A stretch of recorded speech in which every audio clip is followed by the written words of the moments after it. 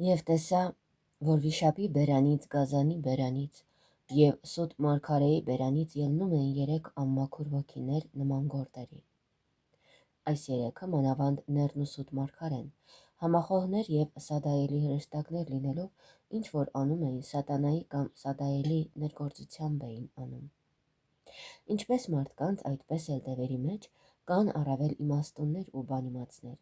ուստի Սադայելը իր պաշտոնյաներից առանձնացրել էր առավել նրբախոհ ու հնարամիտ 3-ի,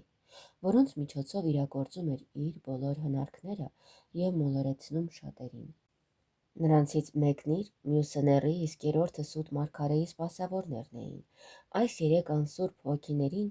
նրանք կրում էին իրենց սրտերում։ Տեսնելով Աստծո հատուկ նախախնամությունն ընտրյալների նկատմամբ, սաստիկ բարկանալով իրենց ամենավստահելի սպասավորներին դուրս կհանեն իրենց բերանից և կուղարկեն բոլորի,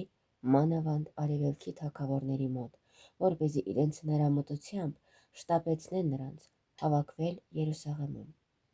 հավատացյալներին բնաջնջելով գառան դեմ պատերազմելու համար։ Բայց գառը պիտի հաղթի նրանց։ Արդ, ինչպես որ սրանք են գորտի նման, այդպես էլ նրանց հետևորդ արևելյան զորքերը գորտերի պես կկրկռան քրիստոնյաների դեմ,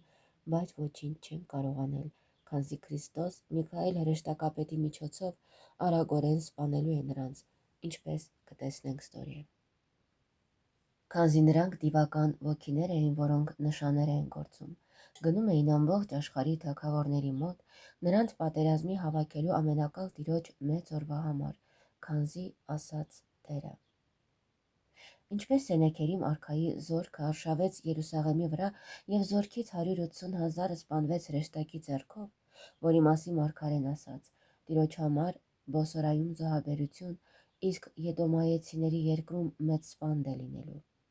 Այդպես էլ սրանք Երուսաղեմում թեպետ դիվական ոգով, բայց Աստծո թույլտվությամբ պիտի ժողովեն Տիրոջ մեծ օրը, այսինքն Տիրոջ մեծ ընթրիքի օրը, երբ երերը մորթելով պարարտ կենդանիներին կհրավիրի երկնքի թռչուններին և երկրի գազաներին։ Ահա այս մասին է ասում. գողի պես կգամ, քանզի գողի պես հանկարծակի պիտի հասնի Նեռի հետևորդների, ինչպես նաև բոլորի վրա։ Ուստի ինչպես կոն մարդն է գողերից պահում իր հագուստները, այդպես էլ հարկ է, որ մենք մեր հոգին առաքինությամբ զարդարված պահենք, որպեսզի երբ Տերը գողի պես գա, մերկ չլինենք առաքինության զարդերից։